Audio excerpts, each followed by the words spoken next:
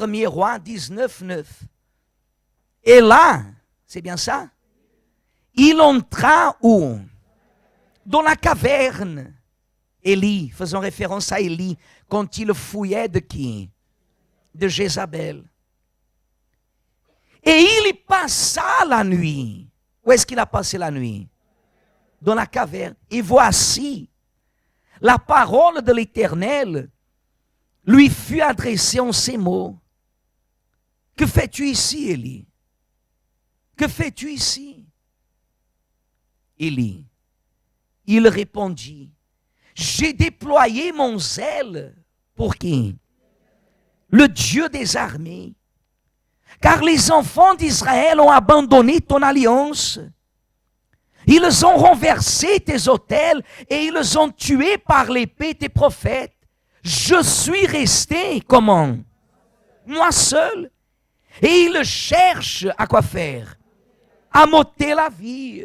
Verset 11. L'Éternel dit, sors et tiens-toi dans la montagne devant l'Éternel. Et voici l'Éternel passa. Et devant l'Éternel, il y eut un vent fort et violent qui déchirait les montagnes et brisait les rochers. L'Éternel n'était pas dans le vent. Et après le vent, ce fut un tremblement de terre. L'Éternel n'était pas dans le tremblement de terre. Et après le tremblement de terre, un feu. Et l'Éternel n'était pas dans le feu. Et après le feu, un murmure doux et léger. Et quand Élie l'entendit, il s'enveloppa le visage de son manteau.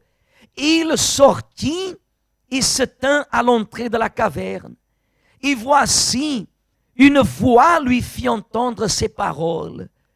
Quelles paroles? Que fais-tu ici, Élie? Il répondit, j'ai déployé mon zèle pour l'Éternel, le Dieu des armées. Car les enfants d'Israël ont abandonné ton alliance, ils ont renversé tes autels, ils ont tué par l'épée tes prophètes. Je suis resté moi seul et ils cherchent à quoi faire. Je ne sais pas si vous avez remarqué qu'on répète à nouveau. Hein? Est-ce que c'est Dieu qui s'est trompé? Non. Dieu ne se trompe pas, Église. Dieu ne se trompe pas. Qu'est-ce que ça veut dire? Que Dieu donne toujours une opportunité pour que la personne tombe en elle-même. Parce que ce qui Élie était en train de parler, c'est comme si Dieu a dit comme ça, non, je ne crois pas à ce que cet homme, à ce que mon envoyé, il est en train de dire. C'est comme si, je ne suis pas en train de dire que c'est ce que Dieu a parlé, c'est comme si Dieu, quand il est apparu à Élie, la première chose que Dieu lui a faite, lui a dit, c'est « Que fais-tu ici, Élie ?»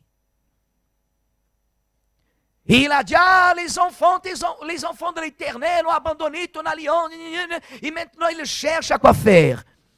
Dieu lui a dit, sors, c'est-à-dire l'endroit où tu es n'est pas bon, parce que tu es en train de te cacher. Sors de là et tiens-toi sur la montagne. Pourquoi? Il faut que tu sois visible. Celui qui a l'esprit de l'Éternel ne se cache pas. Celui qui a l'esprit de l'Éternel n'essaye pas. Celui qui a l'esprit de l'Éternel ne peut pas se permettre d'avoir une pensée contraire à l'esprit de l'Éternel. Tiens-toi debout sur la montagne. Tiens-toi debout là. Et de plusieurs façons, Dieu, il s'est manifesté. Et alors la Bible dit que quand il a parlé comme ça, verset 15, la Bible dit comme ça, que Dieu lui a parlé, l'Éternel lui dit, va, reprends ton chemin par le désert jusqu'à Damas. Et quand tu seras arrivé, tu rendras Hazaël pour roi de Syrie. Tu rendras aussi Jéhu, fils de Nimshi, pour roi d'Israël. Et tu rendras Élisée, fils de Shaphat, d'Abel Méola, pour prophète ou à ta place. Comprenez? Ce n'était pas qu'il était vieux. Élie n'était pas vieux. Élie n'était pas vieux. Mais Élie a permis qu'une chose arrive, contraire à l'action du Saint-Esprit. Élie, Église, la Bible parle même qu'il a été enlevé. Dieu a enlevé Élie, comme on dit, transladé. Dieu a pris le corps d'Élie. La Bible dit qu'Élie n'a pas vu la mort. Dieu lui a pris. Dieu a pris Élie. Mais Dieu savait qu'il ne pouvait plus compter sur Élie. Élie a été sauvé, il a été sauvé, mais il aurait pu faire beaucoup plus. Il aurait pu faire beaucoup plus. Mais face à un problème, il a laissé que le problème, le quoi? Le domine. Si Jézabel, elle aurait tué Élie, Dieu aurait ressuscité Élie. Parce que Jézabel ne pouvait pas tuer Élie. Mais il a eu peur, Dieu savait. Verset 17, pardon. Et il arrivera que celui qui échappera à l'épée d'Azaël, Jéhu le fera mourir.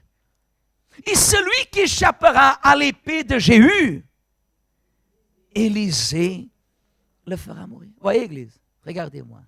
Élisée n'était pas le prophète. Et vous voyez, Dieu a fait 3 onctions. Ceux qui devraient protéger, lutter, mais si un ne le tue pas, l'autre va le tuer. Et si l'autre ne le tue pas, l'autre le tuera.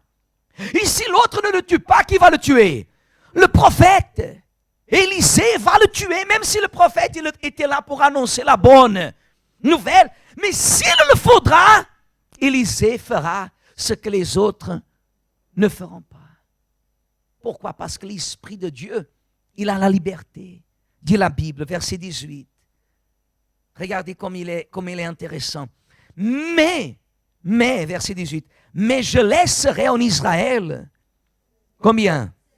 7000 hommes, tous ceux qui n'ont point fléchi les genoux devant et dont la bouche ne l'a point, pardon?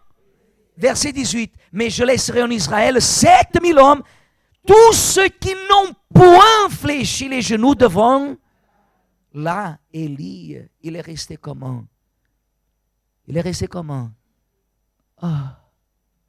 Je ne sais pas si c'est bouche B ou bouche O. Ah. Pourquoi? Pourquoi il est resté comme ça? Parce qu'il disait, je suis resté moi seul. Analysez la personne qui revient en arrière. Elle dit, personne ne me comprend. Personne ne me comprend. Moi seul, je sais ce que je passe, ce que j'affronte. Personne ne me comprend. Il a dit, moi seul, je suis resté. Et Dieu, pauvre. C'est comme si Dieu a voulu dire, regarde derrière toi, il y en a 7000 hommes qui ont fait ce que tu as fait. 7000 pour quelqu'un qui pensait être seul. Si Dieu dirait, j'en ai gardé 3, ça serait déjà beaucoup. Oui ou non? Si Dieu aurait dit 30, ça serait déjà. Si Dieu aurait dit 100, Élie, il y a 100 hommes en Israël qui n'ont pas fait, qui n'ont pas fléchi les genoux devant Baal, mais n'ont pas été ni 100, ni 700. Mais combien? 7000, j'en ai gardé 7000. Il y en a 7000. Si tu penses que tu es seul, c'est parce que ça fait longtemps que tu as laissé l'esprit de la caverne t'envelopper, t'aveugler. Celui qui a le Saint-Esprit n'est jamais seul, Église. Celui qui a le Saint-Esprit, il n'est jamais seul.